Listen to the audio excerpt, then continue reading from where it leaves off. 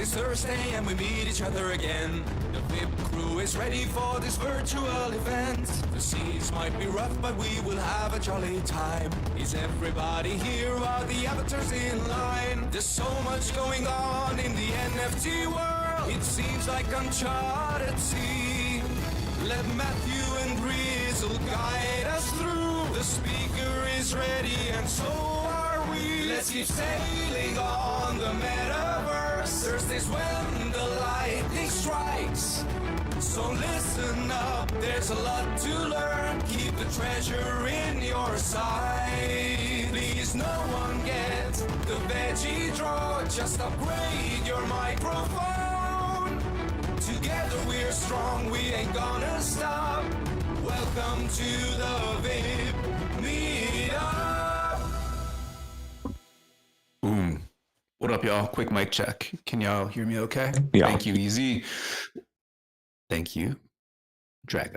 What up, y'all? This is Matthew, aka Nifty Time. We are back with a very special WIP. It's a throwback episode of sorts, but also a future forward episode where we were kicking the tires in Hyperfy, a little new game that Ash created called Fallen. A little bit of jank at the beginning. I hope to have a few of the crew with us to walk through that step of getting funds into the wallet to go in and kill skellies and harvest more Hypercoin. Kind of interesting, but definitely got to give Ash a little bit of feedback on that getting started step. Anyway, like I mentioned, a bit of a throwback episode. We have a lot of folks are OG sentients. We came into the space, came of age at a time of scent. It was a magical little place. And one of the characters, I would say, that gave me the most joy and was just a locus of ideas, comedy, trying to push the tech forward, was a man who went by Joel. Joel is with us for some stories. He has some new stories focused around the DRB coin, but also I'm hoping for some OG throwback stories as well.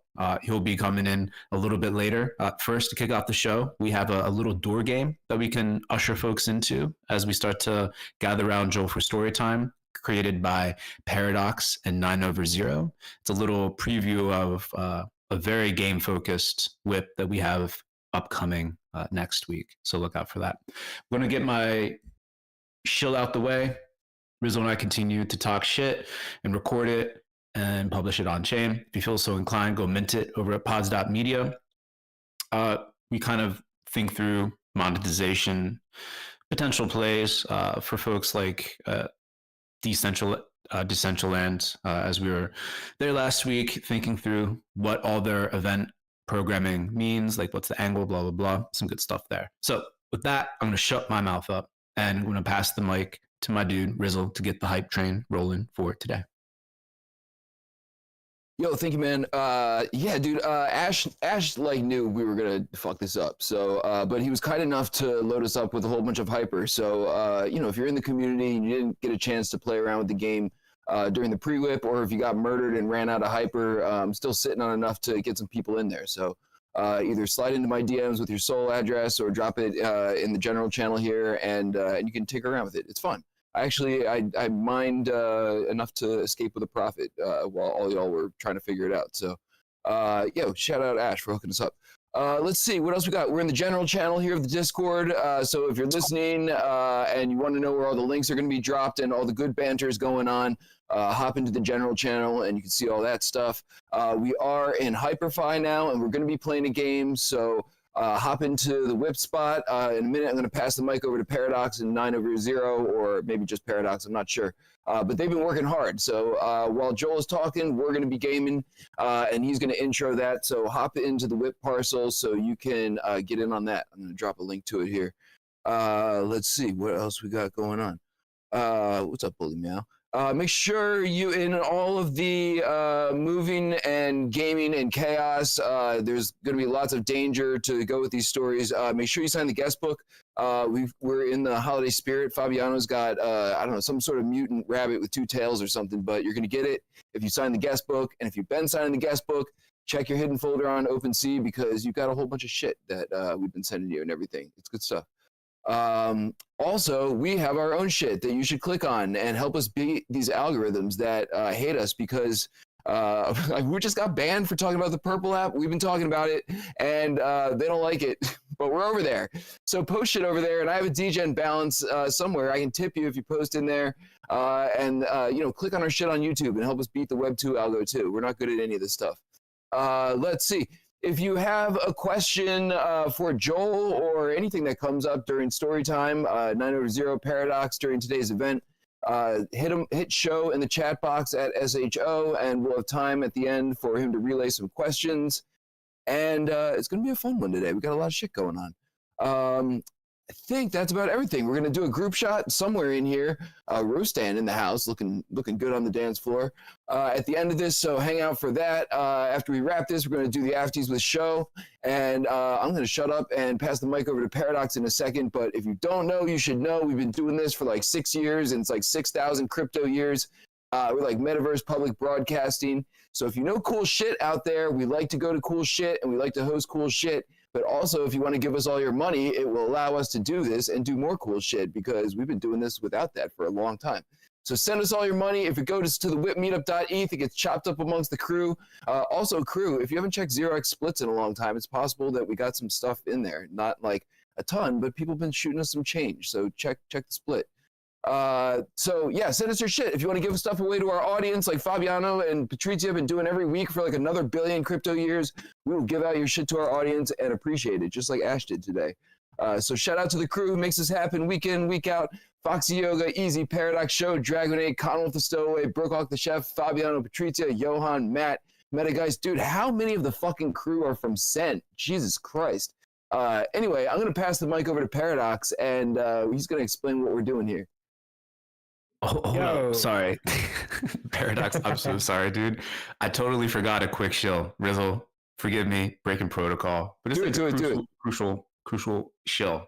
We talked about it this week on the pod. But Cameron, speaking of Scent, Cameron and I released a new thing on the Purple app. It's called Tippin'. It's a little simple app that lets you tip a app coin project. Not the creator, not a human being, but the coin market itself. You send either ETH, USD, it helps make the market health of the coin healthier. In return, you start earning some of that coin and ETH back. Stupid simple, but trying to affect a little bit of a mind shift in the space when everyone's so Debbie Downer about the speculative first nature of the space. We can use crypto to change people's minds. We can use crypto to incentivize people to do good, support good builders, good projects in a value add kind of way. So use Tippin'. Right now we're featuring the QR Coin project by Jake, base colors, been on the WIP before, cool builder, cool guy. And every tip goes to help making that project a little bit healthier, benefits all token holders. If you like it, let us know. We have a lot more coming. If you're a refi holder, all the tip and fees go to buyback refi. And there's some extra special things we're going to be unveiling in the next few weeks, in addition to some other cool projects that we're going to be curating so folks can tip quality projects and stop having to worry about getting scammed or dumped on, blah, blah, blah. All right, chill over. Thank y'all. Paradoxx, take it away. Wait, that's all right, man. Hang on. I'm going to break protocol again because why not? We're just here, dude. Y'all vouch for you, man. I dropped $2 in Tippin' and I made 5 QR in Matt's magic liquidity pool. So the mechanism seems to work. Yo, I just wanted to formally welcome Joel, man. I meant to do that during my intro. And dude has been out here longer than just about fucking everybody. And it's nice to have it all come full circle, man. We've all been through a lot out here in this space, and it's good to see the fucking Scent Mafia mount up. So I just wanted to fucking formally welcome the dude Joel. Now, Paradoxx, dude, take the mic out of me and Matt's hand. Jesus Christ. Alrighty, how am I sounding? Okay? Yeah. Excellent, thank you. Alrighty, cool. So, if you are in World, we are going to play a game which myself and NineOverZero have been putting together. You may have noticed if you're in World that the WIP city appears to be on fire. We don't really have a great story for this, but, considering the markets are kind of burning or doing whatever the hell they're doing, And Rizzle, you know, he's the fireman of the metaverse. We thought we'd do something mildly inspired there. But tell you what, if everybody is in world can type /bus, BUS, and then we should start getting everybody to spawn near us. So there's a couple of people. We've got Merc, got Riston, excellent. Okay, see everyone's piling in. So type /bus in the chat in Hyperfy, and you will notice if you come along this way into the city, there are some fire trucks. So let's climb around some fire trucks, shall we? Because, you know, I tell you what, it's actually amusing if you're the second person on because you get to be sat in the basket. There we go. Alrighty, now if you can look around, you should see the burning castle. So we're going to make our way over to the burning castle. Like, follow the fire trucks. Oh, cool. Some sound effects. Thank you, Dragonite. Okay, so currently the castle is closed, and yeah. So the idea of this is that it's a Takeshi's Castle inspired game. I don't know if anyone is familiar with Takeshi's Castle. It was like a game show, like a Japanese game show in like the 90s, and it got redubbed for British and American audiences. It's you have to look it up, Takeshi's Castle, but it's very unforgiving, and most people lose awesomely. So and I'm totally ripping off this game. So this is our Castle Doors game, and what we're going to do is so basically you have to stand at the front of one of these portcullises, one of your doors, and that is the choice of where you're going to start. And basically you have to get all the way through the castle, and there's lots of different layers to the castle, and you have to choose a door. If you choose the wrong door, you will be teleported right back to the start. So you kind of got to remember which doors you go through. It's quite hard, but yeah. So always keep going forwards, never go backwards. Choose your doors, and remember which successful doors you went through. And then at the very end, you will see there's a throne. Actually, NineOverZero, could you unlock the zone for us, if you've not already done that? At the very end of the castle, there is a throne with a WIP flag, and what you got to do is the first person to grab that WIP flag and sit on the chair will be our winner. So I think that's reasonably clear. So yeah, just again, if everyone can stand at the one door, choose your door, and then we're going to start the game and open the portcullis. So everyone off the engines, please. It's a running game. The engines are just here for fun. Right, I think everyone's here. If you're not in world, you can type, I think, /castle, and that'll get you straight here. Okay. Dragonite, if you could play some running fire music, I think we'll see how this goes. And then once music started, NineOverZero, if you could open the gates, please. Beautiful. Open the gates, go!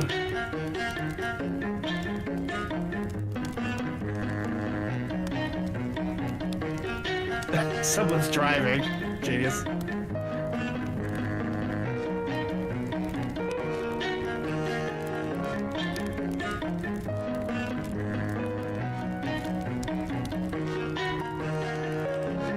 Drago, could you fade that down a little bit?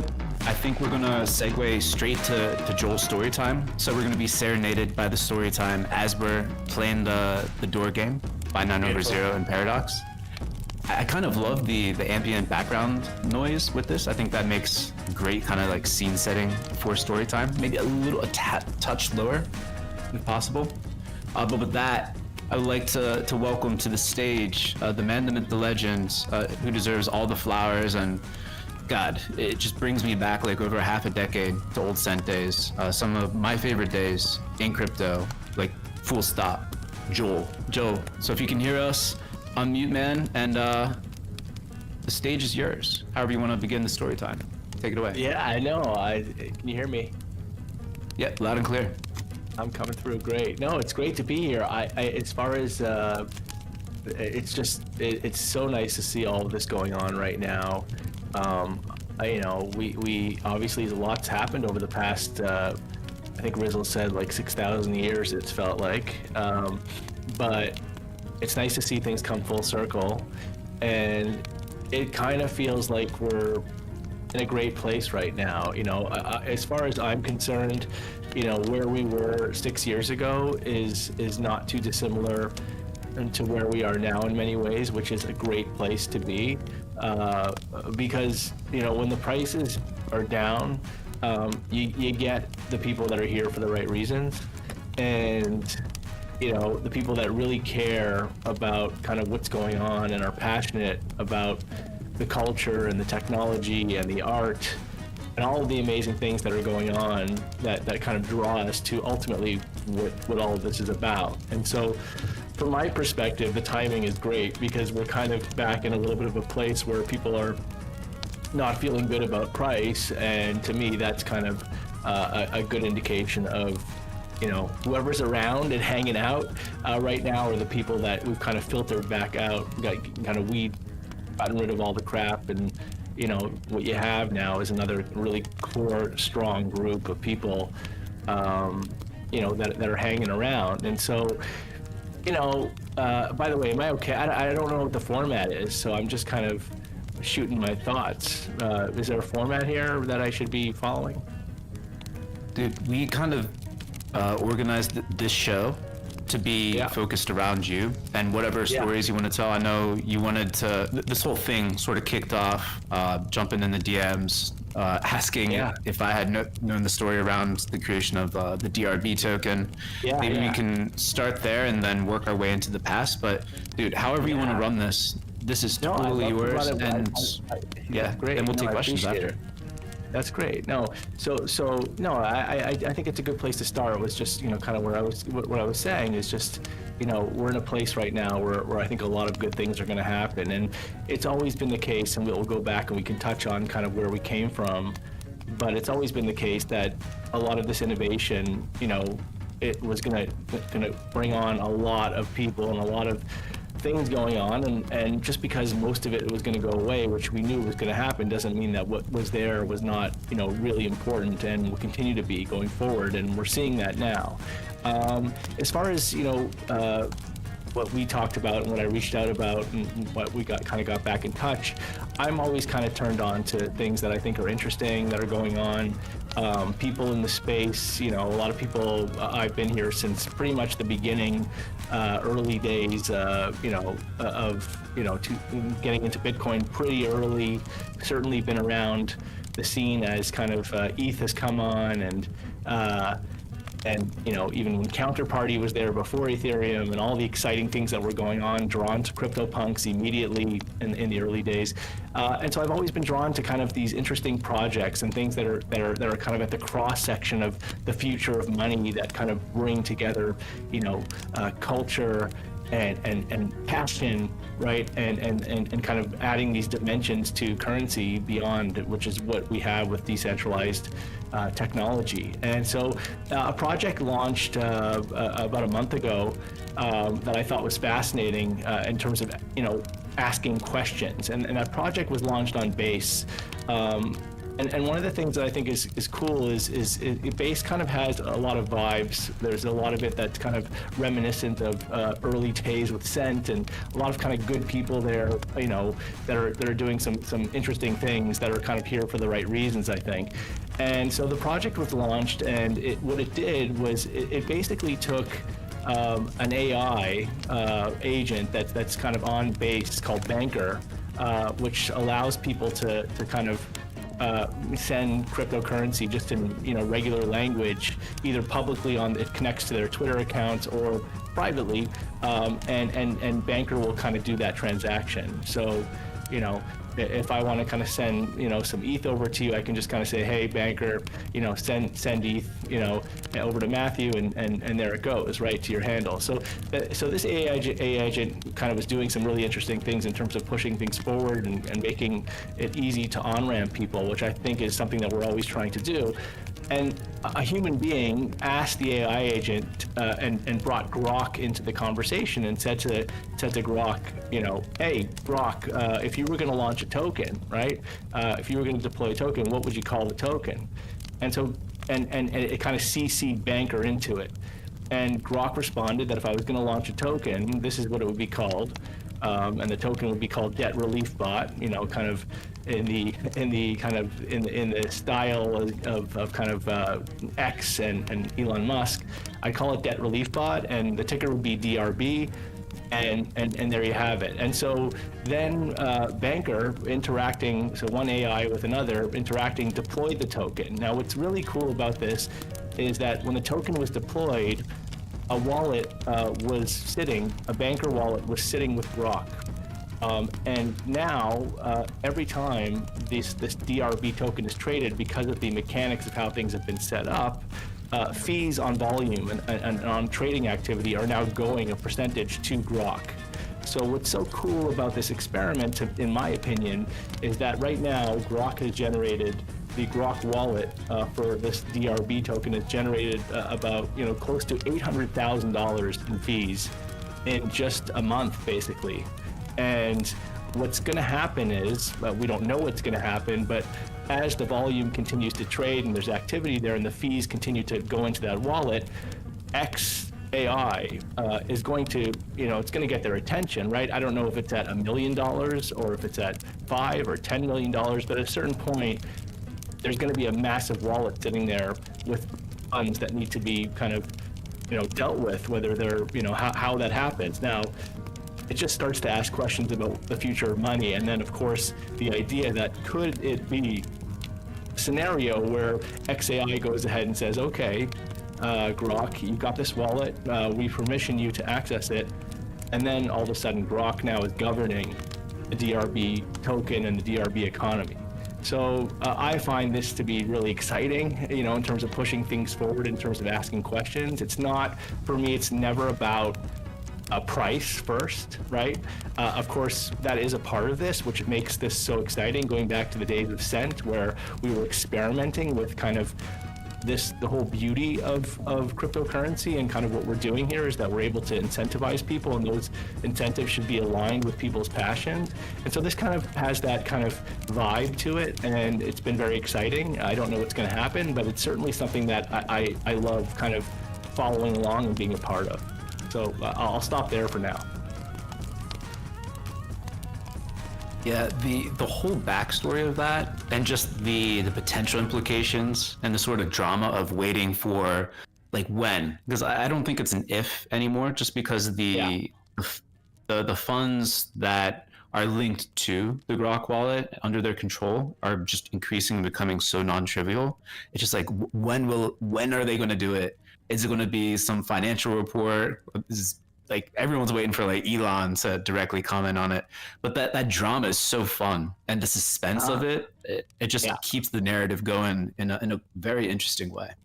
And what's I think what's so exciting about it is that we've already seen, certainly you've seen and I've seen things that have been, I can't tell you how many things I've seen that were improbable to the point where they were a 1 in a billion as far in this space, that actually ended up getting the whole world's attention. And I can give you examples. I mean, whether it was starting with CryptoPunks, again, something that I loved in the early days, and you saw that early on, and I was just completely drawn to it. I saw this video, it was in 2017, Matt Hall at the Rare Arts Festival. It was on a YouTube video. He gave this presentation. It's still on YouTube. It's a terrible video quality, but here was this guy talking about this incredible experiment where they were going to give away these CryptoPunks, and they were going to see if, registering these, digital assets on the blockchain, right? And kind of giving them these, uniquely scarce digital assets if something was going to be there. And that obviously was proven. And it was so exciting to see that and to be a part of it. But the idea that, that I told some friends, and everybody thought I was insane, right? And then, not too long thereafter, this thing became something that was worldwide, right? That everybody knew. It's a crazy feeling to be in something that nobody knows about that then blows up. And then again, I've seen this multiple times, whether it was even with Bitcoin. And then later on with digital art, and I know that you've seen that happen with some of the art that you've collected. In the early days of Super Rare, flipping through and seeing artists, right? I know that you have some amazing stories with a lot of money and your collections there, and I was drawn immediately to these like $50 valued Hackatow pieces and things that were going on then that were just amazing. And to see those things become kind of world known, it's just, and then moving forward, again, it happens with meme coins, which I feel are very exciting in terms of the possibilities. They kind of are a scaled up version of what we've known as NFTs. They kind of bring together people in a way where they're highly scalable, but they bring a lot of the fun and the passion around NFTs and kind of what we have there. I kind of see it as a performance art, right, versus, you know, a classic digital art piece. And Pepe happened, right? And when Pepe happened, understanding that, and then that became what it became. And then, of course, I became very interested in what was going on with Mog and that community early on, and how so many people from different places at that point around Web3 had come together, all from very different corners, and I was very excited by that. So again, I can go on and on. I'll stop again there. Yeah, I think we've got some questions coming in. So this is probably like a nice like segue for those questions, and then we can return and probably, I don't know, have like a what do we call like group therapy session, or just like a reminiscing on Scent a little bit more specifically. I'm sure there's been some folks that have been going back to the old Scent archives, pulling up old posts and whatnot. But anyway, I'll pass the mic over to Show, who hit you in the face with some of those questions. Yeah, go ahead. Hey, y'all, how's my audio? It sounds good to me. Awesome. Oh, man. Joel, man, it's been a long time. This is like crazy. This is insane. But I'm pretty sure you don't remember. I'm pretty sure you don't remember me from back then. But I was all over Scent, just talking shit as a reply guy, trying to farm other people's posts. But man, that was such an amazing time. It was in hindsight, it was more special than we all realized. In terms of right now, I mean, you shared a lot of great things with us, but as you said, when the price is down, you really see who's really in it for the thing itself. But many of us don't really know what the thing is at the moment. You know, we're all kind of just like swimming in like these murky waters, but we're trying to build life rafts. What would you say is the one thing or many things that we need just in general? What would you say that the space needs, or builders or creators need right now at this moment? I think that what we need, and I think people unfortunately, and it's understandable, people are impatient, and people, you know, want to see things happen right away. And of course, when price is involved, it's very difficult to kind of take a step back and see, you know, look at things over the period of 5 or 10 years and really not being a big deal. But I think that what's been the case 5 years ago, and what is still the case, but we're getting closer and closer towards, is being able to kind of come from a back end kind of a view of things where, you know, all this stuff is being built out, to getting to a place where it's more and more front end relatable. And we're seeing examples of that kind of slowly creep in through art, right, and through gaming, and through our interactions here, and through DeFi, right? It's all kind of happening.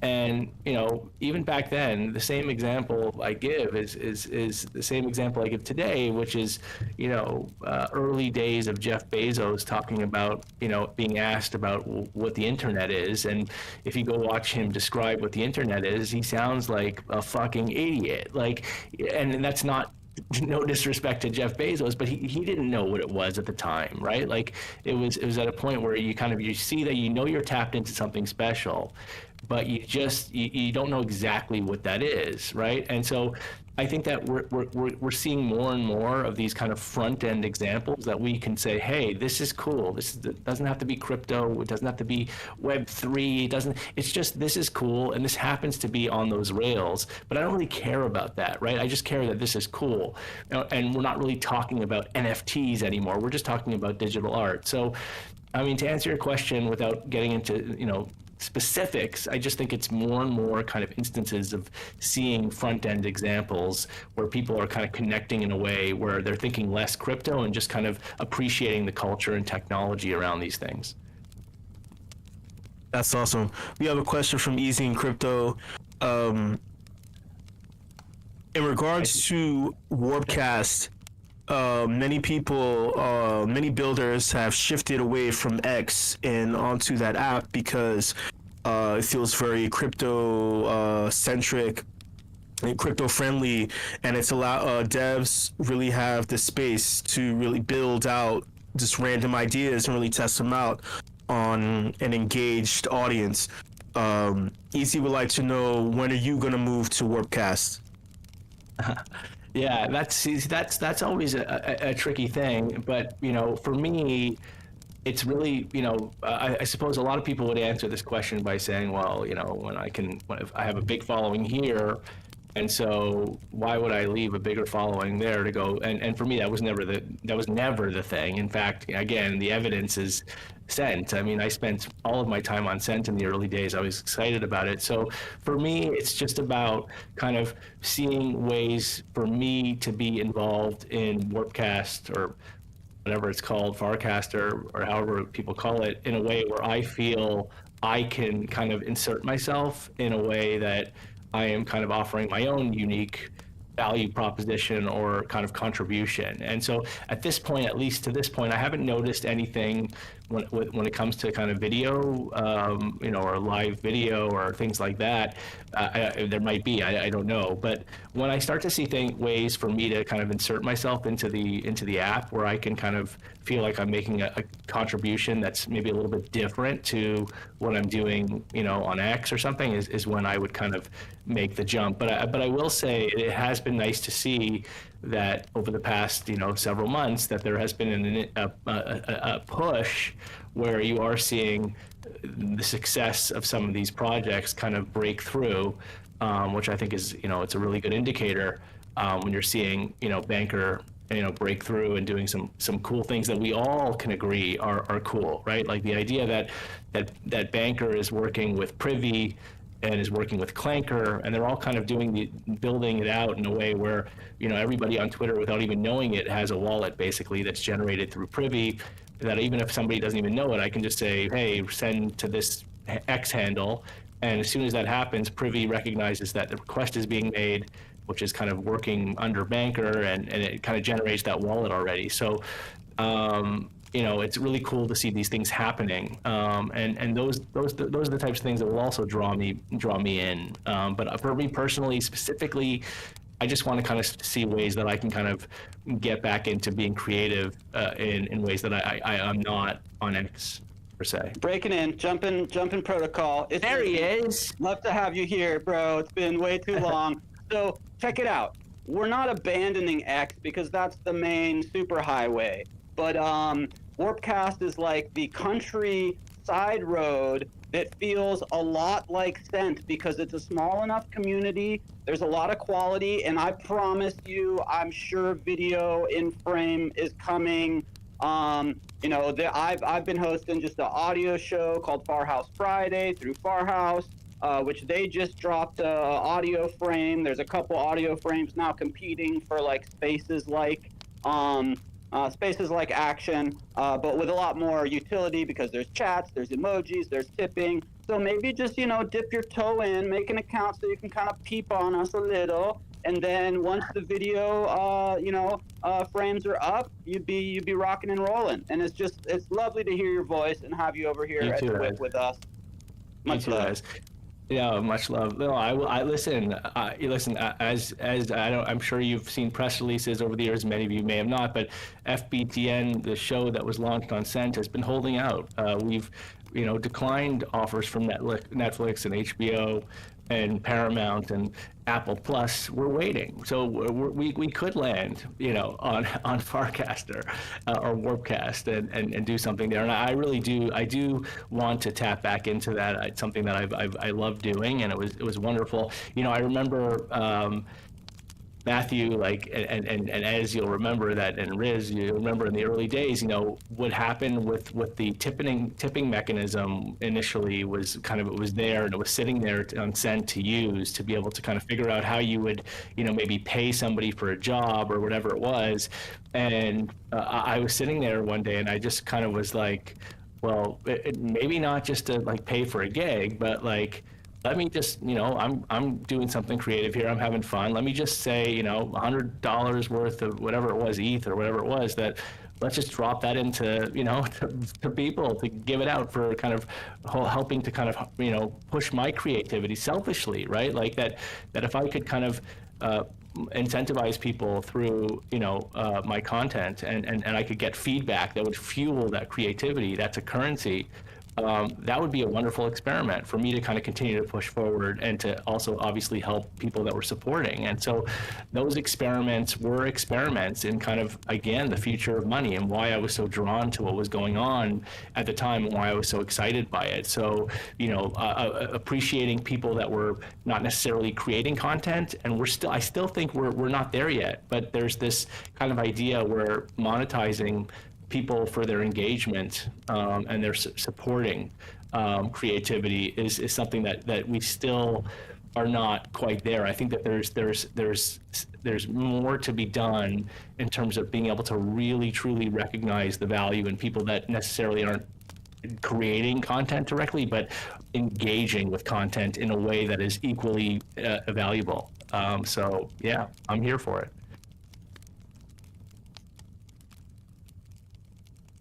Let's go. Love it. And dude, so much of what you said, Joel, just resonates, and especially with that like larger perspective and like the original context which you're seeing the space evolve over the years. It really resonates with me. It's almost identical, honestly, with how I see things. The only extra wrinkle I like to add in with like state of the space today versus like back in our day when we were on Cent is that something like, I'm not sure if you're familiar with Fabiano Speziati or the Clods series that was created. Yeah. Like that, his series itself reminds me of where the space is today. Like everything used to be, like the whole Clods all were one unified world that exploded out into the ether. Everyone sort of like on their own plot of land doing a bunch of different things, either vibing or dying, right? And that's really where the space is today. There's so many places, spaces people can go to kind of find their vibe, right? And it's really the folks that have that perspective to see the good that's still here, the good that's popping up anew, to take advantage of it and continue what started out as this kind of like small little village of folks trying to have fun and thinking through what the future implications of all the new tech and the new internet money, blah, blah, blah, could provision. So anyway, that's only a wrinkle there. But that's great. Yeah, go ahead. Sorry.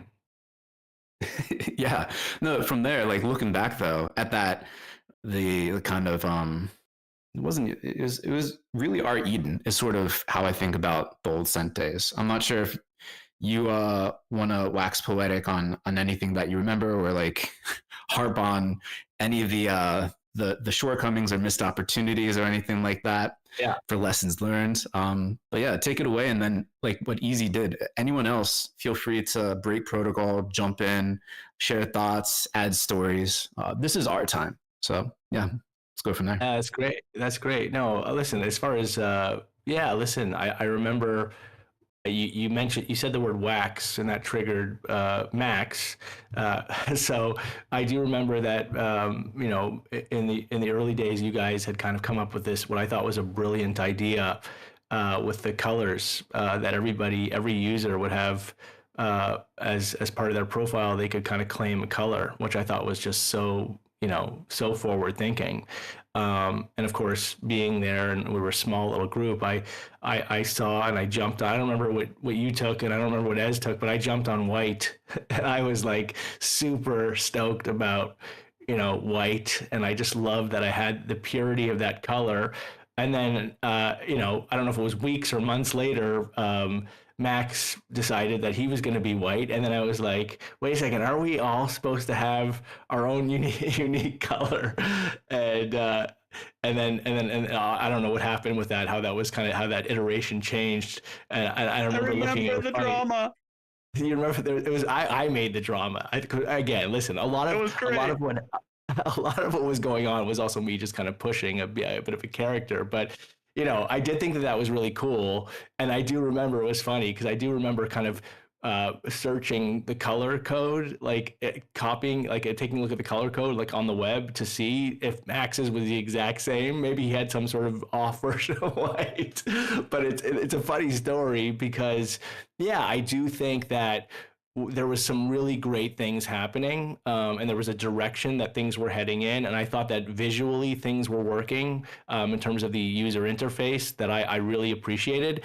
And I don't know what happened, along the way, but things started to change in terms of the direction and how things were being presented and shuffled around, and it just, for me personally, it wasn't working. It wasn't working, and I felt like there were some missed opportunities there for sure in terms of figuring out how to work the scent economy into a better place. And I think that there was an opportunity for people that were who I thought were doing some really innovative, cool things back then to kind of become a part of maybe a governance token or something like that, where we could push things forward in a way that really could effectuate some serious change. But again, it's easy to look back now and kind of be able to see that. I just feel that, and it's hard to kind of get a handle on the people that are in your community you don't know. And again, I was, just trying to have a great time every day and go outside of myself, maybe an extreme version of who I am, in order to kind of make things entertaining, but also to be doing so in conjunction with kind of experimenting with this new technology, right? And the future of money. So for me, it was always kind of to try and blend the two in a way where I felt like, okay, we can do something exciting here. And I loved it. And yeah, again, like I just felt like maybe things were moving in a bit of a different direction. And unfortunately, it kind of, my attention was kind of, moved elsewhere, I suppose, because of maybe a bit of a different direction that things moved in at the time. It was a magnificent experiment. And looking back, it's easy to say, oh, we should have, this should have been done for Cent 2.0, which was kind of the fizzle point. But when you mentioned the colors, dude, all these memories came back. And then I remembered the color map where we had like our little dots on the map. It was just, it was so much fun. And your show was just always your memetics, and like it was just so much fun, so much hilarity. And I definitely reminisce of those days. And it's great to see like so many people from that crew are still out, still, pushing boundaries and building stuff and making art. So, it was a great launch pad, I think, for so many of us, that it's just invaluable in kind of the history and our lore. Yeah. Even like I remember, Matthew, even early on, I remember, I don't know if you got one also, but, and I feel terrible because I don't remember his name, but he created these PFP kind of versions. Matthew, you had a great one, it was you kind of hiding behind that bottle and some sort of like a Korean. The stickers. I have one that thumbs up. Yes. Yeah. Those were so wonderful. Like those were so, he was super talented. And I always, like Matthew's, like yours, I adored, I just thought that was just really cool. Listen, it was exciting, and who's to say again, we can't, you guys have been doing this every day for years, or every week, and you guys have continued at it. So that makes me feel great about kind of seeing that this has been going on, and it should continue to. Yeah, I was just typing this, but the fact that so many folks who are active on Cent, and many more too, continue to be active in this space today, I think that speaks volumes about the experiment we were all part of, you know, for better or worse. The fact that so many of us, such a large percentage, are still here doing things, doing not just doing things, creating companies in certain instances, like certain companies that started, took off, and ended with their own lessons, like Common and No Shot with async, right? Like that was born out of Scent. Like that history is so fundamental, I think, especially for the art side, the culture side too. Like what we're doing over in Hyperfy, like it's, again, the echoes of the past continue on. For folks that know the stories, they're able to kind of add to them. For folks that weren't there then, hopefully the impact continues to shift folks in a positive direction. I think that's, again, if there's any legacy, like that is the legacy. And that's something that is good for the entire space, especially at times when there's so much criticism about certain aspects. Again, you got to remind folks it's not black and white, or even if there is bad, there's also good. You got to learn how to find that good side. Totally. I will say, like on the topic of, you know, like for example, the topic of cryptocurrency and the topic of specifically of ETH, you know, people forget that, you know, from I'd say from 2013 to 2018, you know, Bitcoin went through its wars, and you know, it had wars and battles, right, with Litecoin and Bitcoin Cash and so on and so forth. And Bitcoin wasn't going to be around, and the forks and Bitcoin, you know, wasn't going to work. And of course, Bitcoin did what it's doing and what it's going to continue to do. And the reason I say that is because, you know, ETH has kind of been just had shit kicked out of it. You know, and again, whether it's for good reason or for not good reason, that's fine. But the point is that, you know, the evidence is there as far as what has been going on there and the building that's been going on there and the impact that ETH has had, Ethereum has had. And, I just feel like we're kind of in that, like, you know, Ethereum didn't kind of come up until, you know, later on, years later, and kind of there's that lag, and kind of we're going through a lot of that now with ETH, perhaps that we had seen, you know, years before with Bitcoin. So I'm very bullish. I like to kind of be bullish all the time, you know, because I just feel like, again, we have to remember that what this is all about is kind of blending currency and personality and culture together. And so if currency is down, I mean, personality and culture is stronger always, you know, when things are kind of prices down a lot. And I just feel like we're in now is the time to be, if you are interested in price and all of that, like, you know, now is the time to kind of be digging in and kind of like, for example, like I'll bring it back to kind of maybe something a little bit more on point, but, you know, like art, right? Like, so I'm always looking, right? I'm kind of private about things mostly, but, you know, there's just some amazing stuff out there, and I know that you know that, and I'm just kind of looking, and I've had my eyes on certain artists for years, and, you know, there's been opportunities to kind of go in and kind of get things that you never thought you could possibly own, that are going to be, you know, that are going to hold, I think, tremendous value going forward. Again, that's not. The irony here is that that's not why you should be doing it, and when it's not, when you're doing it for the right reasons, I have found that when you're doing it for the right reasons, the money follows. You know, the money tends to follow, so you don't have to worry about the money. The money kind of isn't cool. The money just is a follower. You got to kind of focus on what's cool, and then if you do that, and if you're around enough good people that recognize that, then everybody wants to be a part of it. And when everybody wants to be a part of it, that's when the money follows. And I've seen that happen, like going back to what I was saying before, I've seen so many things happen in this space that were like 1 in a billion that have then gone on to be, you know, and only in the world of cryptocurrency can you see that happen. And I think it will continue to happen. That's so on point.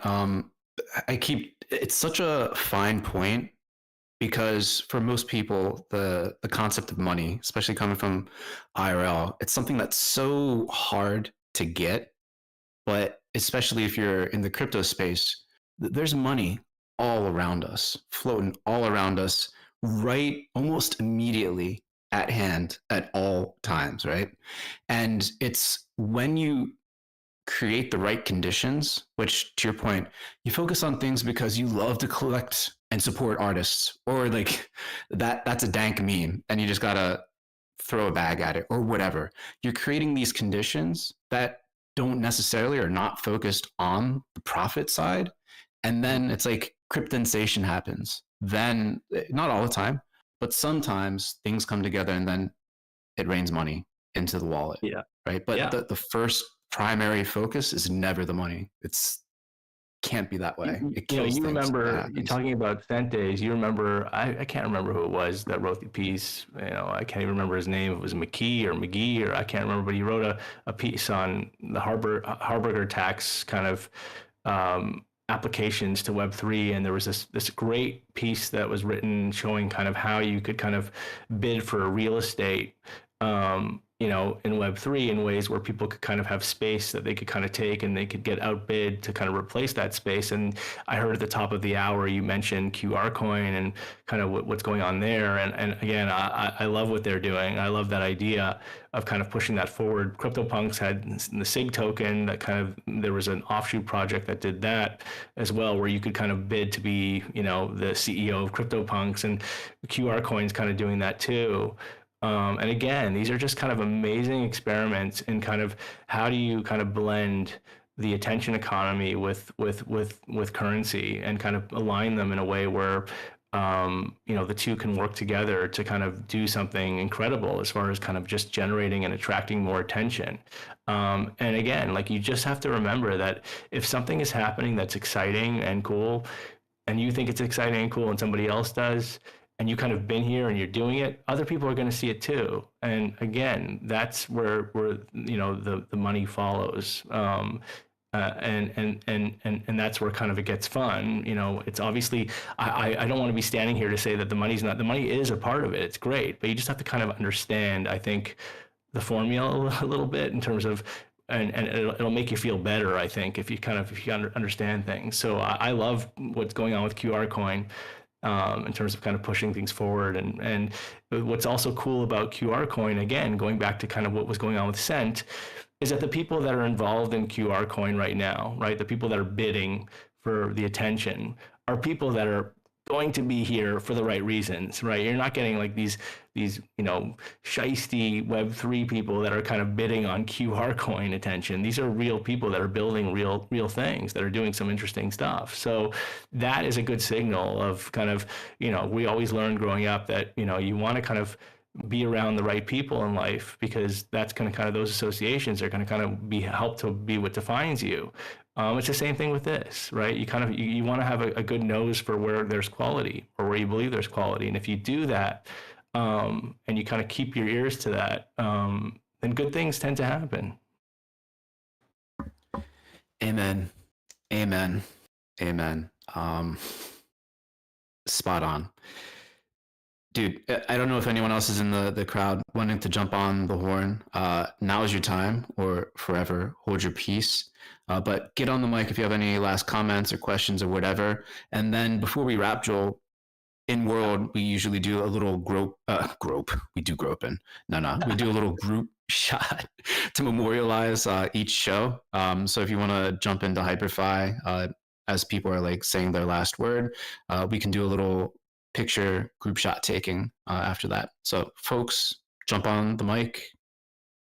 Just wanted to shout out Elbow, who is here as well, and many years back in the prime of Cent days, me and Elbow and Joel had Elbow came down, walked down to the house. I was here in Northern Cali, and we did it was this fireside. We had a fire going. It was winter time, and we did a call. It was gonna be for like the podcast, but it wound up going for hours. And we just jammed and had the bestest conversation, my Lord. And it's just, I have such great memories of that night, even though, it wound up being kind of a crazy night that I didn't know until the next day. I have good memories of that as well. Hey, Elbow, how's it going, bud? Nice to see you. I don't know if you can unmute. No, it's okay. I know he probably hears me, so it's really nice to see him and to have those memories. Absolutely, absolutely. Much love to all the Scent fam. Boom. So, dude, Joel, appreciate the hell out of you. I'm so glad we were able to reconnect, dude. And first of all, just like chat like this. So happy that you're able to share the stories and perspective with the WIP fam. It's a beautiful thing. Helping one another, you know, all that good stuff. But with that, we have a little theme song before we do the group shot. So Dragonite, if you're there, do your thing.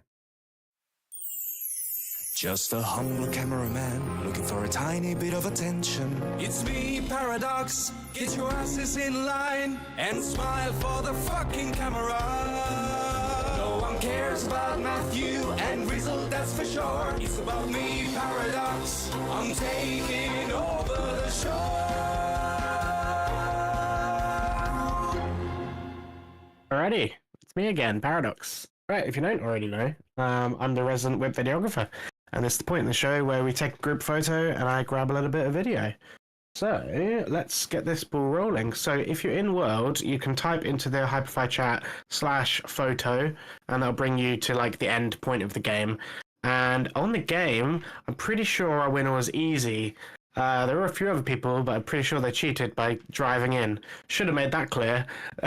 Didn't see that one coming, but oh well. So congrats, easy, I think. When was the last time you won something?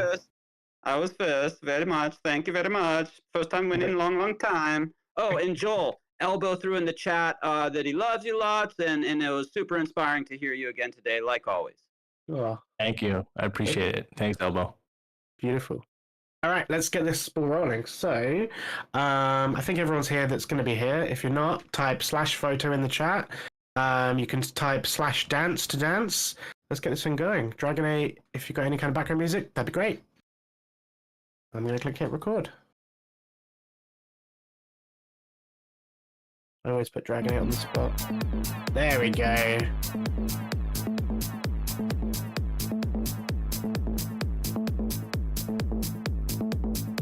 Beautiful.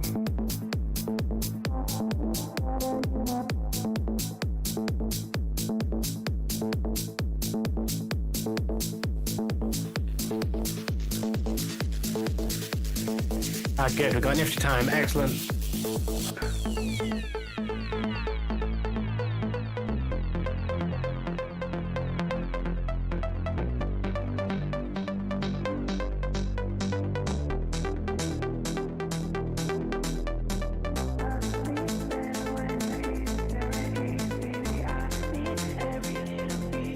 Beautiful.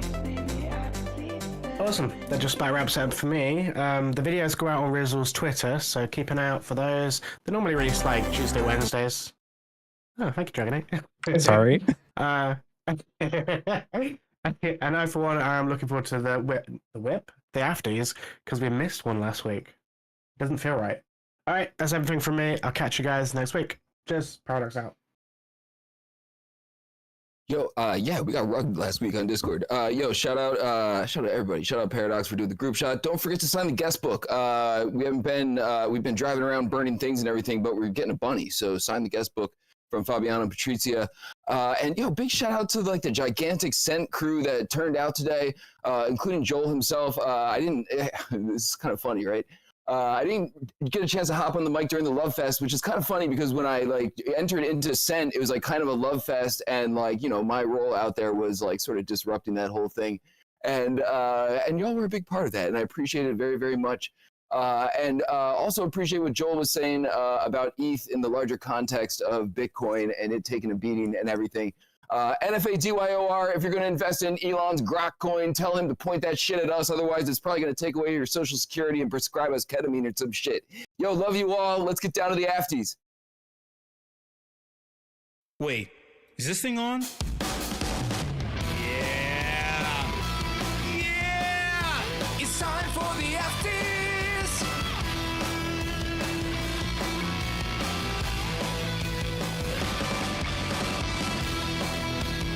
Hot takes, opinions, thoughts.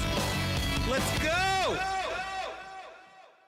Yo, what's up, y'all? How's my audio? Am I 2x2 or 5x5? Yes. All right, awesome. Before I kick shit off, let me just continue to train in regards to Scent and the Love Fest in regards to Scent. What the fuck is that guy's name? The founder of Avastars and Token Smart. What was that guy's name? Jimmy. Again? Yeah, thank you. So Jimmy, put everybody on to like wash trading on Scent in order to get your post higher. So he would start like having alt accounts that he would tip his own posts that he wanted more visibility for, so he could climb up the leaderboard. And then Brizzle said fuck that and fucking smashed him, which was it was foreshadowing because Brizzle did that multiple times in other ways too. Nudge nudge, wink wink. Also this is a segue into how I wanted to start the Afties this week. But in addition to the WIP getting its start in the tiny chat box on Scent, there was also a podcast that got a start on Scent. There were multiple podcasts, you know what I'm saying? Oh, wait, before I say it too, I was on Scent like just fucking tearing shit up because I was just crazy ass reply guy, but it was fun because I met a lot of people, Dragonade being one of them. And just many other people in the space, you know. So Sam was awesome when from the vertical era, not the horizontal era. So that's before ETH 2.0. But a podcast got to start on Scent that was originally called "You Deserve a Drink," and when this first came out, there were many people who were like, oh shit, hold on 1 second. What's going on over there? Because the guy who was talking had golden vocal cords and people would just be hooked to what this guy was saying. He's so confident, so knowledgeable about things going on. And it's the same reason why you always listen to him start the intro of the WIP every fucking week, you know. But the thing about it though was it was compelling. It was compelling content. And then I think they said how it happened, but Rizzle joins forces with Matthew. So Matthew kicked it off. Rizzle and Matthew joined forces, and that became the Matthew and Rizzle show. So now that I say that, there's a quote I want to fucking give you. This quote. If you find out who said this quote and you find out which episode from the Matthew and Rizzle podcast this quote is from, I will give you one prompt token from, Wayfinder prompt. I will give you one. So, Dragonade, you can't participate in this because you edit the shit. So you probably know it because you listen to it 1,000 times. So this quote is this. We watched your jacket while you went to take a piss. We watched. So now, who said it? And who it's about? And then which episode? So who said the quote? Who it's about? And which episode? We watched your fucking jacket while you went to take a piss. We watched your jacket while you went to take a fucking piss, motherfucker. Oh, by the way, so shout out to everyone who's in the voice channel who doesn't know what the hell is going on. This is the Afties. I'm your host, show. You already know. If you don't know, you will know by the end of this, because obviously you're like, yo, who the fuck is this cursing and screaming? He's so aggressive. Oh my god, is this the crypto space? Are we still in the same thing? Hey, babe, come here. This guy's like yelling on the microphone. I thought we were talking about tech and moving crypto forward, and seems a little unprofessional, babe. Like, do you hear this guy? He's like, it sounds like there's spit flying on this microphone, and he's like cursing and screaming and yelling. Like, it's the same thing, dude. This is a little scary. I don't know. This is a little too weird for me. Oh my god, so strange. It's so fucking strange. You know what else is strange?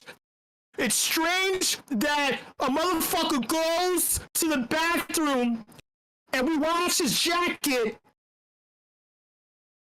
while he goes to take a piss. That's what's strange. I'm only gonna acknowledge who gets it right. MJ,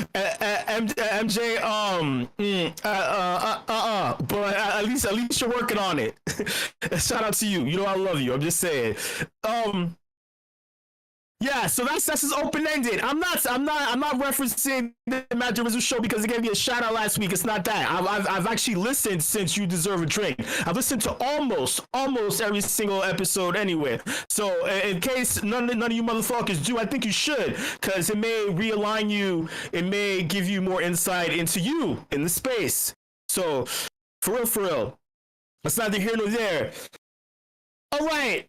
So when you figure that shit out, look at my screen. Look at what I'm sharing in terms of alignment, figuring out your place in the space. If you're still here, if I didn't scare you out of the voice channel. Oh, and by the way, whoever does figure it out, like ping me if you figure it out. So I can, because sometimes I'm not always looking at the channel. I'm actually do most of the afties with my eyes closed. That's a little secret. I do the afties literally with my eyes closed. But I take a sip of coffee. Finding your place in the space. I was going to talk about this last week, but obviously I got rugged literally right before the afties. I was like, man, I don't know if this is the universe or if motherfuckers are sick of this shit. But I get it. It's a little both.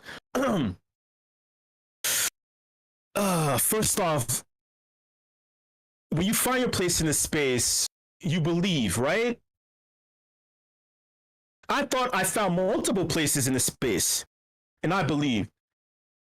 And I've come to grips with the fact that I'm very naive because I'm so used to like resistance when it comes to creating things in the real world in terms of building. I always expect to know first and always have multiple ways of dealing with the no, either converting it into a maybe, converting it into something where maybe I can move horizontally to someone who will give me an actionable yes, or moving past an individual going above their head. I don't give a fuck about chain of command. That's not a thing that I respect. It's about if I need to get something done, sometimes I'm not always moving forward. I'm moving side to side or whatever. I'm always trying to adjust. I'm trying to adjust in order to survive. So having that mindset and believing you can get delusional and naive. I believed in many of the projects in the space. I believed in many token generation events in the space / airdrops, right? It is safe to say that every airdrop has failed this year and also last year too, except for one. Shown in a little mini game from Ash Connell. Other than that, everyone has failed. Straight up. Every project that has launched this year has failed. I'm just gonna flat out and say, I'm just gonna say it. I'm including Runiverse too, even though Runiverse has a lot of energy and things. I'm saying this because I don't know what the overall goal is anymore. If the goal is to release a token in order for you to engage with a product, then you failed. If no one is engaging with the product. Right? If the goal is to enrich your community or pay them back retroactively, you failed. If the market doesn't react to your token. Right? I'm just assuming if your word is everything in a space. Devs use coding language, right? Language consists of some kind of word, not necessarily a word, numbers and words, text strings, things of that nature. It's still a language, right? If I'm listening to you speak and you're using a particular language, regardless of what the fuck it is, I'm trusting that the formula behind the language makes sense. So meaning, makes sense, right? I'm assuming that if you input the code works. So if you say something to me, if you type something that says, hey, my intent is for this airdrop to enrich our holders, our community, our cashers, our the people who have purchased our people who we want to engage with our product in the future. If it doesn't happen, you failed. We had a long string of failures. I always felt that if all these projects, knowing that the space is in bad shape, launched at the same time, it's not about competition. There is no competition. There's a mid-curve or whatever it is. Like, we are under the water. I always think of this as like, in order for you to recoup your losses, there's a curve, right? Where, okay, not only did you, like, there's two lines. The value of the token and the amount of the token. You lose the amount of token, and you lose the value of the token at the same time. Even if the value of the token goes up, you can recoup. But you won't recoup the amount of token because it's too expensive. But at the same time, at least you recoup whatever the value is. Or whatever, some shit like that. My point is, both things are down. If collectively we all launch at the same time, you are energizing the space. People have more things to engage with. There's some kind of circulation going on. Every project releasing one after the other with the same tokenomics, or they're faking like things go wrong.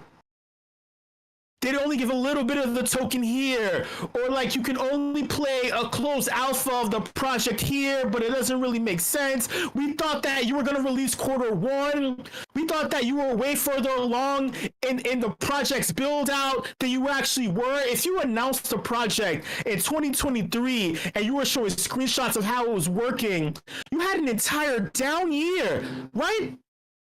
I mean, shit, you built the project. And then you said, "Hey, it's gonna come out within the first, second, or third month of Q1," and you're talking about it in 2023. I'm assuming you gave that timeline because you knew how long it would take to put all the code together. Your word.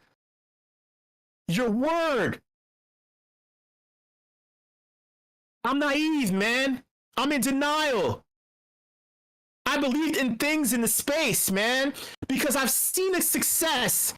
My problem right now is I feel like I'm a fucking idiot for being in the crypto space.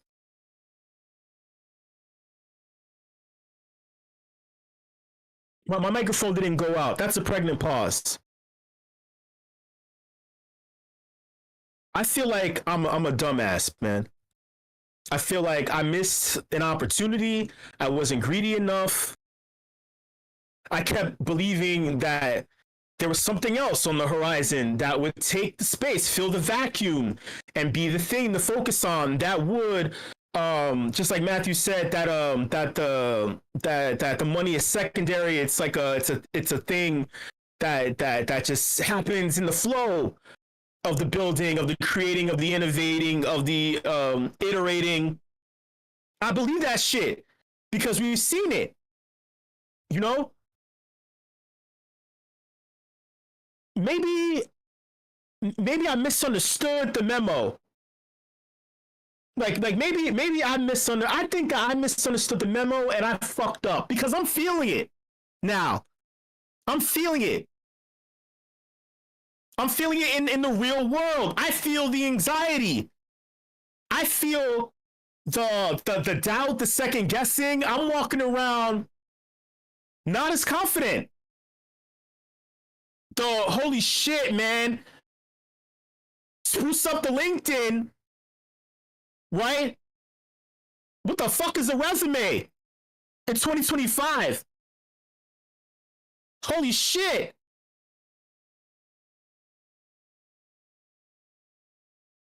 I'm feeling like, what the fuck just happened? I was like, did I make mistakes budgeting? Just ignoring the fact that things incrementally fell off a cliff in a pattern every Sunday since January 1st.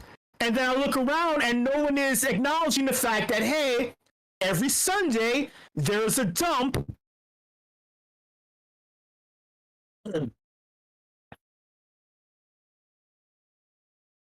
I want you to look at my screen. All right, click on me in the voice channel. I want you to look at my screen. For those of you who care to do it, or I don't know, if you got up to wash dishes or walk the dog while you're listening, or if you have server deafen and mute at the same time, shout out to you. Even your presence in the voice channel is cool because it reaffirms other people's commitment. Things like that, right? If you server deafen in the voice channel, right? Or if you right click on me and then turn the volume all the way down to 0%, but you're still in the voice channel, it's still a thing. It's like the same thing as the crypto space, where it's like you don't actually you engage. You indirectly support to the amount of whatever battery life you have left in you, right? It's less of a like or a retweet. It's like the impression. It's the impression numbers in the analytics, I guess, right? But for those of you who want to engage, who want to understand where my thought process is and why I feel, not necessarily like a Debbie Downer, man. I try to fight against that shit, dude. Now it's every day. Honestly, now it's every fucking day. And then when I catch a random cold out of fucking nowhere, and I'm like, dude, like what the fuck? It's like it's really some mental like fortitude shit going on. But I want to just play this for you. I just want to play this for you, and I want your opinion on this. Okay? A documentary came out.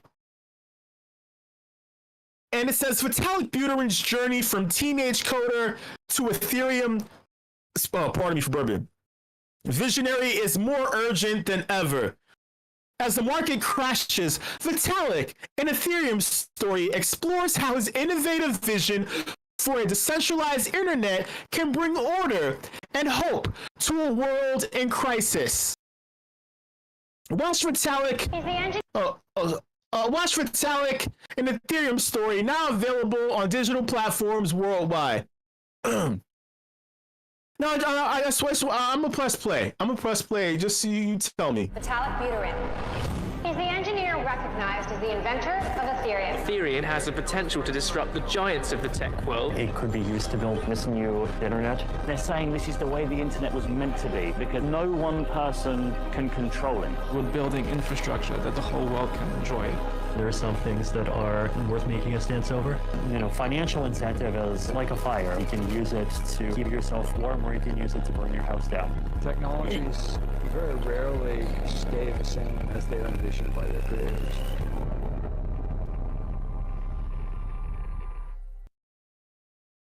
All right. Thoughts? Type it in the chat channel before I say something. Yeah. Oh yeah. I like this. Yeah. Keep it coming. You can probably tell by the level of my I don't know, the timbre of my voice right now where this is about to go. But thoughts. Oh yeah, pile that shit on. Pile all that shit on. I'm giving you all a thumbs up in my head. Not a condescending thumbs up, but I'm giving you an I'm in agreement. Right, that's the word, agreement. Yeah, pile all that shit on, man. Yeah. Let me see if I can find this post that day. Where's Amin Soleimani? I don't want to type it in because I don't want any like random Twitter search porn things to pop up. You know, X is too horny nowadays. It's like, I don't know. Pranksy said, "Where the fuck are the real people?" And I was like, I agree, man. It's just sex and dead tokens. All right, thank you. Check this out.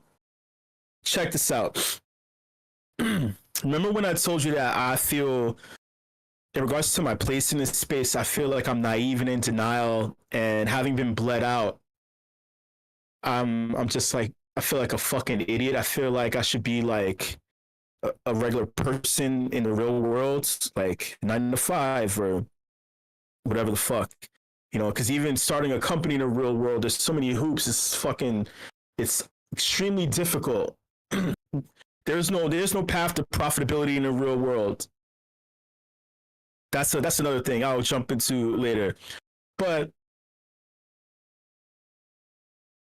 I feel like this is a hot take. You could retweet it, type it, whatever. You know, there's a lot of pauses. I know you want me to get to the point. There's a reason why I'm like this, because you know I'm about to fucking scream and yell. Okay. I feel like Ethereum is a dead blockchain.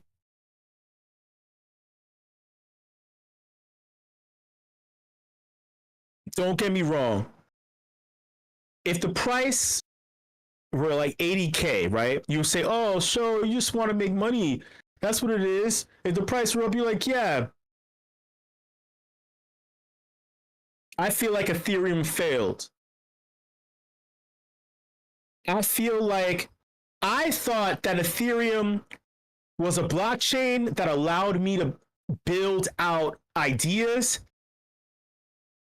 be able to connect with many people easily, have people be able to interact with technology, and then in the flow of things, incentivize them via some form of currency. It doesn't have to be USD backed, fiat based, some kind of thing that enriches people along the way, which creates a positive feedback loop where people are engaged with a thing. They can interact with an idea, love an idea, be enriched by an idea. And that the code was intelligent enough to allow me to fix, to move. Things aren't static, it's dynamic, but it's secure. So I'm confused. And again, you're probably like, dude, you're just fucking bitching and moaning because the price ain't the same as BTC. I found it a whole lot easier to build a company around Ethereum than building in real life because there are less hurdles. The ultimate form of brand to consumer, in terms of the collaboration, the ultimate form of brand to brand, I didn't know that I was wrong about Ethereum. You know why? Because every time there's a post from Vitalik Buterin about Ethereum, it's always something's wrong with crypto, and then he writes what he thinks it should be. But yet, he's not actually doing it. And then he hopes someone else does it. And then when the devs read this and they do things, it's not, hey, dev, do something. No, it's when the devs talk about it, it sounds like something completely different than what Vitalik just said. And then what the end product is something totally else, something else than what the dev just said, or what Vitalik said. And then we're looking like, well, what is this? And then on top of it, you have things like Vitalik choosing sides. Pump fund bad. But we should focus on social layer. But then 2 or 3 years ago, he didn't like the fact that people were socially engaging with NFTs. He wanted Ethereum to be a back-end product for financial institutions around the world. But yet, there are no strides being made towards connecting with financial fucking institutions in the world. You know how I know? If you look on the internet, if you look on X 2-3 days ago, there was something about Bitcoin having representation in U.S. politics and Solana having fucking representation in U.S. politics in regards to furthering the aims of crypto. And then they say, what was the word, brusquely, right? That, Ethereum doesn't need representation because it's still represented in the room.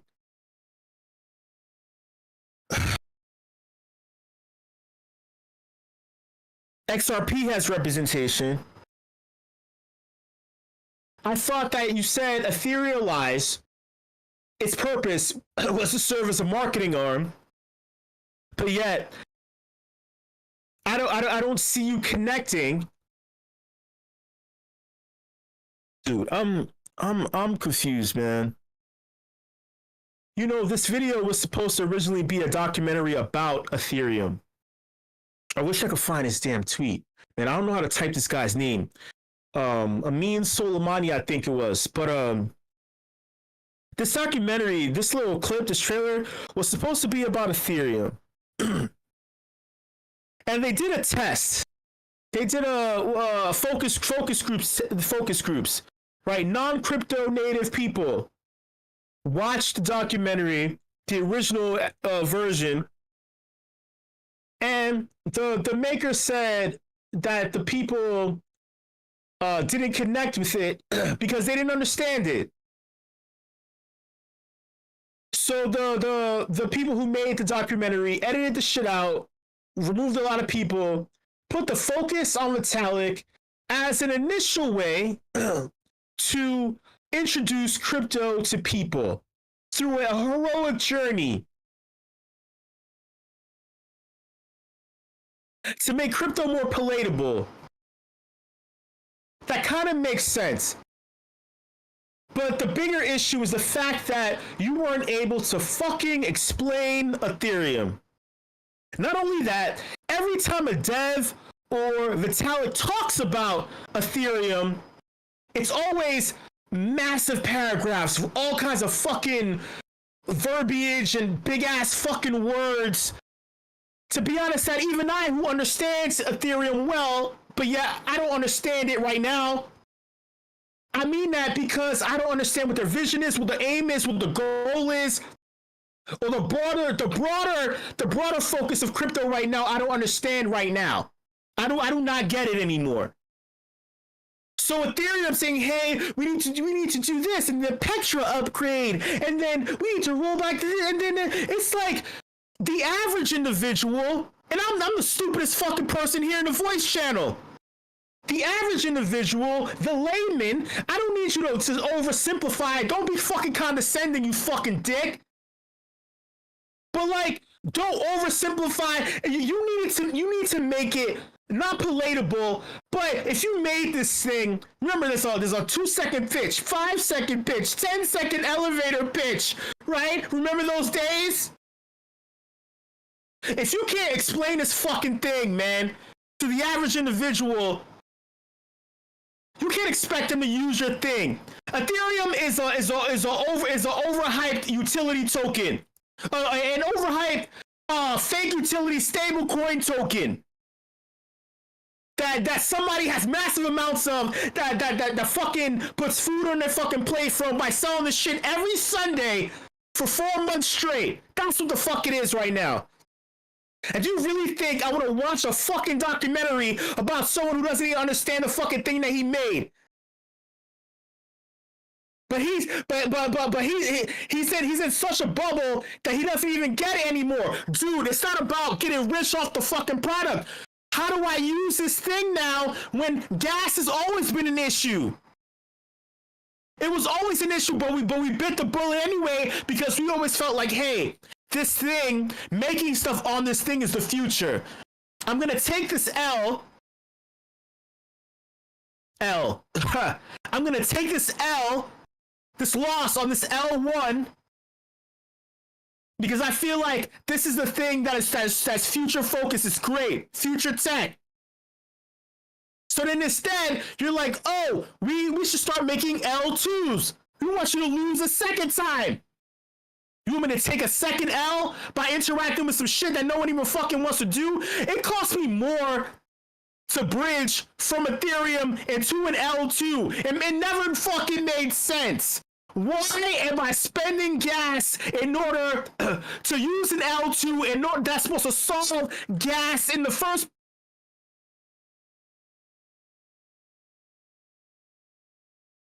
Solana is such an awesome experience. It's so seamless. Mind you, they have gas issues too, by the way, or token issues. You have to have a certain amount of token in order to transact, and some of those transactions fail. And on top of it with Solana, the shit fucking went out again, like what, 5 days ago? This is a bigger crypto issue. Crypto doesn't understand itself right now. is the issue, which is why people in the meat space have gained so much traction. Sorry for people who left the voice channel. Hey, yeah, I'm complaining.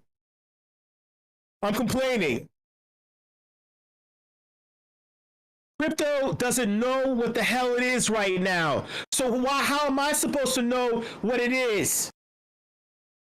If you look at my, if the top banker on the planet doesn't understand fiat and economics, doesn't understand that just because you don't like the sitting president or a dumbass gambling strategy in order to bring companies to the countries to the table, sovereign nations to the table in order to negotiate better trade deals, and you don't want to make him look good by lowering interest rates, you want to make sure that your history of you being a tough and firm, sitting, acting chair of the biggest central bank on the planet, then you're a fucking idiot. I didn't want to get caught up in tariffs or quantitative easing or tightening. That has nothing to do with me. Better yet, let's go above me. States don't give a shit about quantitative easing or tightening. I'll go above that. Companies don't want to give a shit about that. This country cannot run if companies are not losing or making money in a flow each day. This country cannot run if states are not exercising funds in order to do things around the fucking country, around the state that provide some sort of something back to them, or they tax the shit out of everybody when they fuck up. People cannot make money, right? If the price of everything is up, if companies are giving them low wages and they're trying to convince them that they're doing okay, if the price of renting or owning shit is up dude, all right. Yeah. I'm just gonna shut the fuck up, man. We are individuals who thrive in stagnation or confusion. On the Purple app, I just discovered mini apps and frames. I still need a tutorial on frames because I feel weird clicking on things. I don't know if I should click. I'm scared to click. Mini apps are cool because they have a little widget. And I'm like, this is cool. This is different. Devs can come and just build some shit out. I'm like, that's what I'm talking about. That's what I'm talking about. And then there's an inherent token. This is crypto.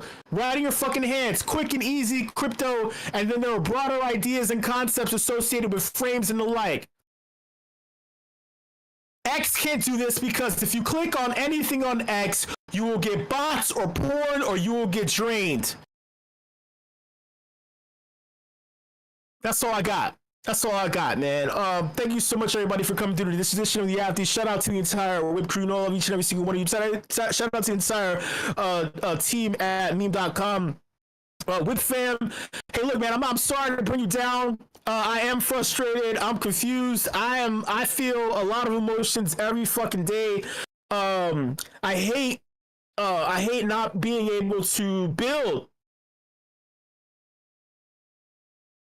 I hate not being able to build. It's not because I can't with my hands and feet and my brain. They just seem like there's blocks. Or there's lack of incentive. You know? That's just where I'm at. So thank you so much, everybody. Much love. I'll see you later.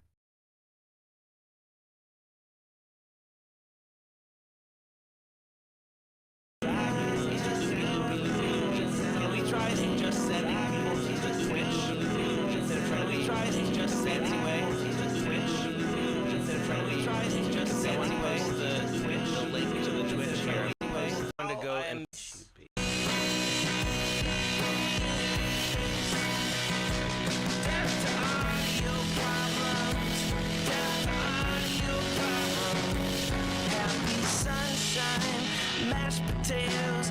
I want chicken, cheese. Fuck yes.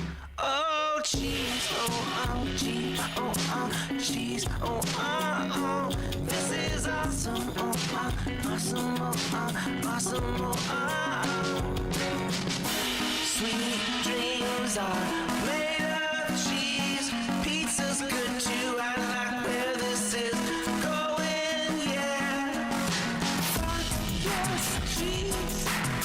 Kill the audio bombs with fire, with fire, with fire. Death to audio problems. Lactose intolerant people, I am so sorry. Give me that cheddar. Give me that cheddar.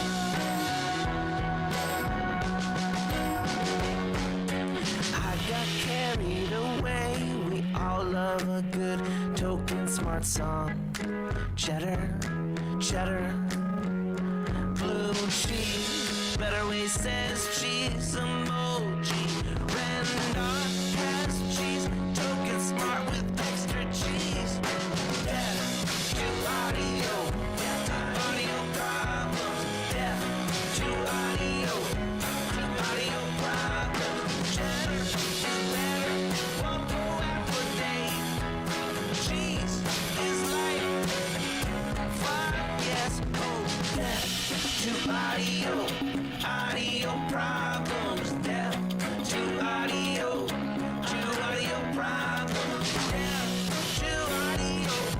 A gift of cheddar cheese.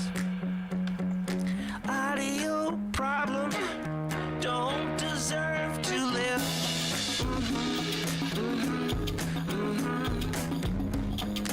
Two emoji with the tongue sticking out. Emmentaler and Gruyere. That almost rhymes. Cheddar is money given now. Spend some of your cheddar on that, please. Rizzle says death to audio problems. Rizzle says death to audio. Rizzle says death to audio problems. Rizzle says death to audio.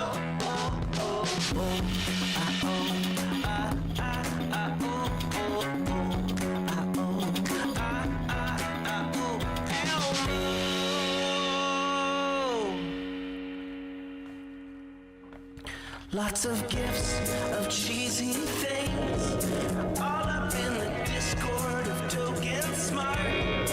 Oh, lots of gifts of cheesy things. Cat with heart eyes, clap, clap, clap. Cheesesteak, cookies, hi, cheese is the best. Gifts of cats with cheese on their faces, death, death, death. The only thing we love more than cheese is gifts. The only thing is fondue. Rizzle says death to audio problems. Rizzle says death to audio as a milk. Cheese is life. Audio problems. Cheese is dying. Oh, yeah. Yay, the little kitten says LOL. And Elmo's on fire, and Ernie's got condoms on his ears, so fire, so fire. Death to audio, death to audio, LMAO. Give me cheese, oh give me death to audio, death to audio. Vibe check. Vibe check. Death to high ping. I want some lemonade. Make cheese great again. Condoms on the ears. That's what it looked like to me. Oh, death to audio problem. problems to audio, death to audio problems to audio. I'm vibing, make cheese, lemonade. When life gives you rotten cheese, you make cheese lemonade. So much cheese and some sriracha, some cheese and some sriracha. Me vibing big time when Rizzle coins. You make nachos, you make nachos. Love the song so dope, stuff that cheese in your face. Stuff that cheese in your face with jalapeno. With jalapeno. In your face, cheese whiz. Echoes, yes, cheese whiz.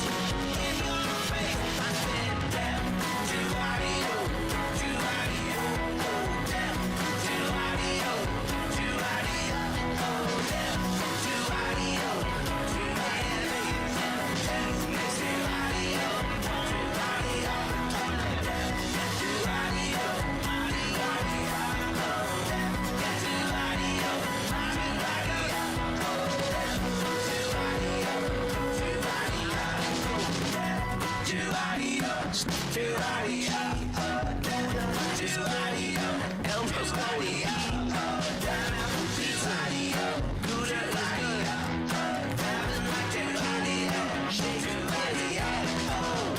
yeah, that's it.